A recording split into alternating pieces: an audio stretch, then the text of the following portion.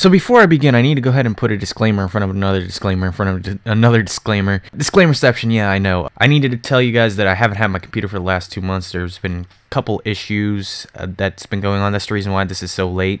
I really wanted to get this video out. I worked really hard on it. Hopefully you guys won't be mad at me because literally a ban list could come out anytime. Like I said, I worked really hard on it, and I really wanted to give it to you guys. So please like, comment, subscribe, do whatever you guys want to do. Sorry for the tardiness of it. It's personal issues, so that's what I really wanted to say. So with that, the next disclaimer. How's it going, YouTube? Wardex War Card Games here, bringing you a new video and a new series too. Inside this series, I give a number of top 10s where I do it in a very quick and concise manner, similar to my first top 10 video, which you can see down in the description below. Yeah, you can check it out if you want to. I mean, just for the hell of it, why not? It's the same kind of style of video, except this one actually has a name tag on it.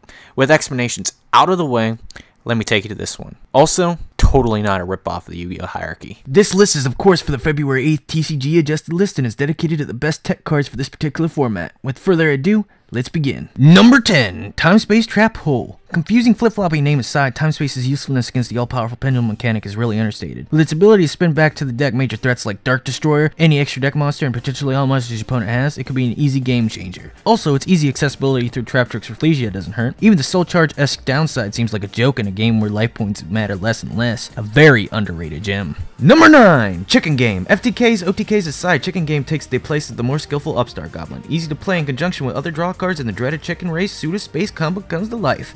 Just watch out for the wicked lower life point clause, and this card is a must-have in decks trying to get to its win condition as fast as possible. Number 8, Speedroid Terratop and Speedroid Talkin' Timborg. Had to put the gruesome, twosome, one-card rank 3 together. Its ability to open these exceeds plays aren't the only thing that it can add to its resume. Having the ability to tech in some Speedroid tuners opens the gates to some pretty solid win synchros. Just so sad and ignorant to see archetype-specific cards be used in such devious and smart ways. Essentially a new tour guide Sangan. Oh, and Konami, free Sangan. Please. Number 7, Emergency Teleport. A card too good since its inception. Look forward to it inevitably being limited. But that's okay. Its strengths in the meantime helps out Cosmo, Speedroid, Super Quantums, and hell, even Monarchs. Thanks, Ojama. Number 6, Ghost Ogre Snow Rabbit. Speaking of emergency teleport targets, this level 3 Psychic Tuner Hand Trap has the ability to blow up huge monsters and blow up scales. The only reason it gets on this list over Effect Veiler is that it doesn't target, otherwise known as the FU to Cosmo until they get that bullshit float effect. And because this card is a tuner, E-Tele target, otherwise known as, are you kidding me? Number 5, Vanity's Emptiness. The ultimate come at me bro finisher. 9 times out of 10, if you see this card flipped, you're staring straight at defeat and your mouth is dry from all that salt you just swallowed.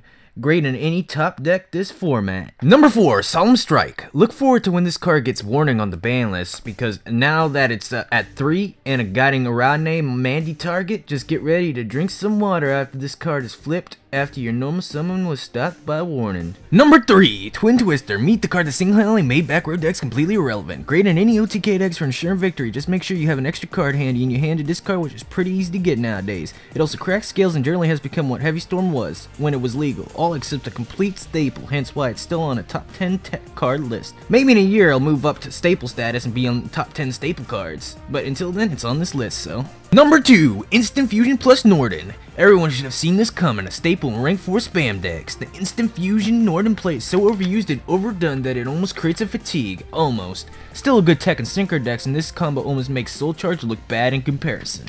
And now before we do the number 1 pick, we got some honorable mentions. Honorable mentions include Effect Veiler, Mathematician, Storming Mirror Force, and Burying Mirror Force. And we got some dishonorable mentions, which are cards I personally believe should not be used as techs in any deck, which some people might actually put in their deck, even though I don't think it's as strong as it once was before. We've got Compulsory Evacuation Device, Ring of Destruction, and Crush Card Virus. Number 1, Max C. A card that is so good it can stop your opponent in their tracks, or if they want to challenge you, can blow up in their face. Max C is so good as a tech because it gives potentially any deck the same speed as the deck you're facing, making it easily my top pick for the tech card this format.